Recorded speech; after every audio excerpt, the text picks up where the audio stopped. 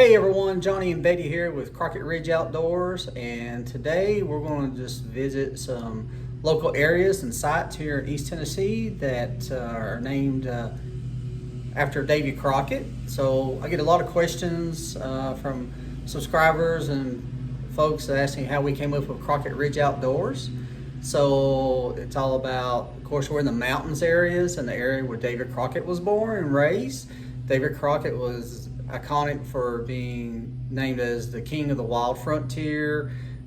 He was a representative for Tennessee and for the House of Representatives for the U.S. And eventually he went on to help Texas in the revolution against Mexico at San Antonio, the fight at the Alamo, where he died in battle there. So today we're going to visit a few local sites, share with you some information about David Crockett, his family, and the areas.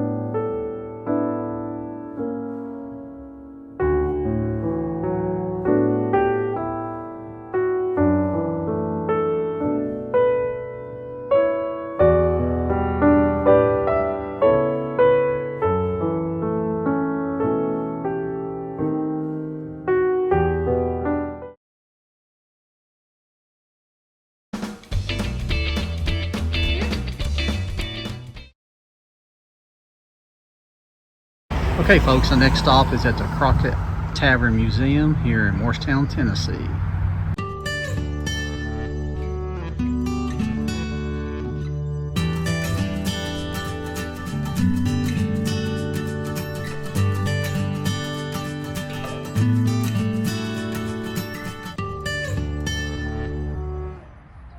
Well, hello everyone. This is Isaac White from the Crockett Tavern Museum here in Morristown, Tennessee. I am the historic interpreter and tour guide. That's a fancy way of saying that I'm a nerd. But for you good folks who are tuning in here, I'd like to give you a brief history about the Crockett Tavern Museum and what you might be able to discover and explore while you're here. First and foremost, this building is a reproduction of the Crockett Tavern. The real one actually sat just a few yards down the hill from us, where an old abandoned gas station now stands just off of East Morris Boulevard. Now, of course, John Crockett had his tavern there, but due to outstanding debts, he ended up having to move further out west in Tennessee. So what we see is that the building still remains in use until 1867, sans the Crockett's. In 1867, its final use was as a field hospital during a smallpox outbreak here in the community. And that meant in turn that once all the patients were gone, they had to set fire to the place in order to contain the virus. So because of that, for the longest time, we had no physical links to the Crockett Tavern until 1949, when a Mr. Herbert Smith purchased that plot of land with the intention of building a lumber plant. And as he was digging up the ground to get the foundation ready, he discovers the well that was on the property when the Crocketts lived here. Fortunately for us, they were able to salvage the upper wooden portion of the well called the casing, which now resides downstairs in the basement. But obviously there was a great deal of excitement from a discovery such as that, but the excitement there paled in comparison to the excitement generated by Fess Parker's portrayal of David Crockett in the 1950s.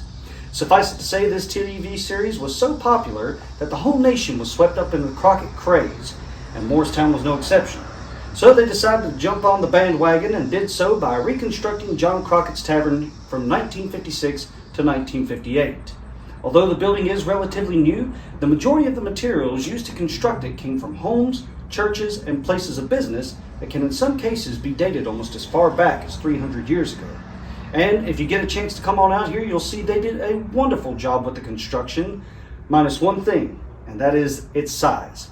Because they made it a little bit bigger to accommodate tourists, but we see that the original tavern was only about 18 by 20 feet and a story and a half tall. So the harsh reality is, because there's essentially only 2 rooms available at the historic tavern, well, if you were a guest of the Crockett Tavern and you paid for staying the night, you're going to be sleeping here on the floor to be accompanied by the rats and mice. But suffice it to say, many taverns, as such in the backwoods of the 18th and 19th century, were more concerned about quantity as opposed to quality. And this is evidenced in an excerpt from David Crockett's autobiography, in which he describes his father's tavern and lists it as a third-rate place at best. So it's little wonder that with such a glowing review from his son, combined with the fact of the matter John is constantly struggling to get out of debt, he only stayed in business for about 10 years before he was forced to close his doors and move further out west. Hi folks, this is Betty. Inside here at Crockett Tavern, there will be lots of Pioneer era artifacts and exhibits detailing Crockett's early life and pioneer adventures. Come on, let's take a look around.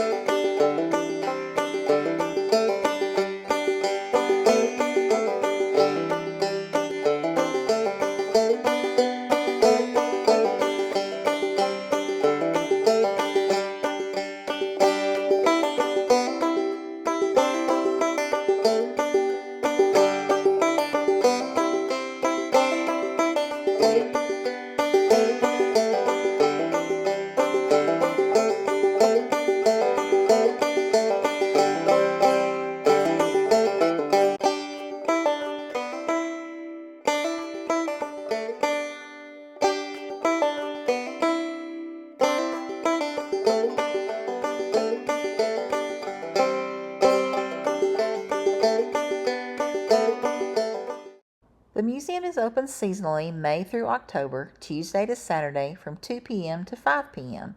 Admission is $5 for adults, discounts for seniors, veterans, and kids.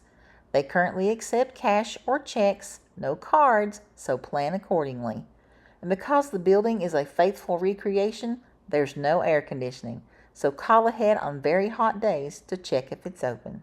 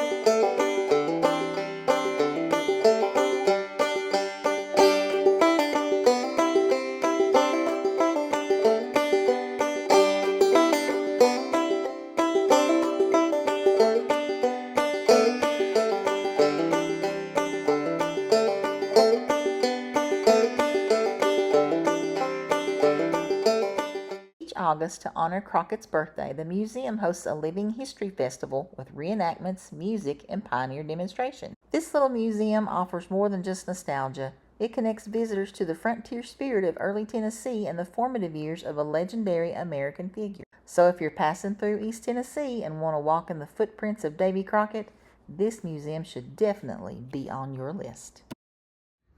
Hey Isaac.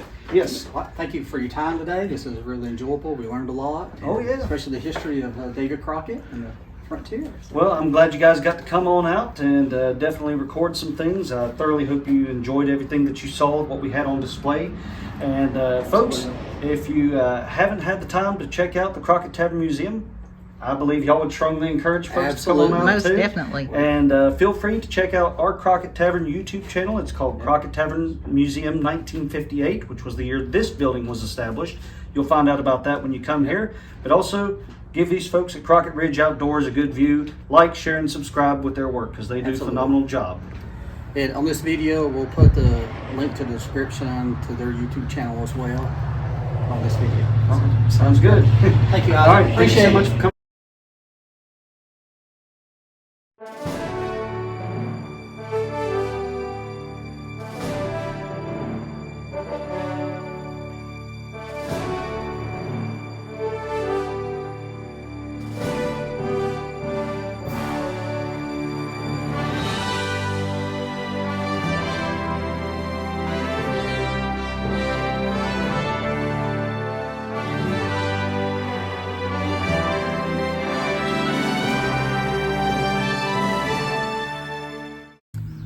I hope you have enjoyed this video of how the Crockett family shaped and formed this region in Tennessee. From his birthplace in Limestone, the Davy Crockett Birthplace State Park, over to Rogersville, Tennessee at Crockett Springs where his grandparents are buried, down to Morristown, Tennessee at the Crockett Tavern and Museum, as we shared with you in the video. And as you can see, even numerous businesses and roads in the state have been named after the Crockett family or David Crockett itself, even this camp here in Tennessee. Okay, before signing off, I'd like to give a big shout out to one of our subscribers, Dylan J. Dylan lives with physical limitations, and I am honored that these videos bring the outdoors to him in a way that is meaningful. Your support means a lot, Dylan. Thanks for watching and being part of this community. Don't forget to like, comment, subscribe to our channel, and if you want to learn more about the Crockett family, please look up Isaac White's YouTube channel, Crockett Tavern Museum 1958. I'll put the link in the description below. Until next time, get outside and enjoy the great outdoors.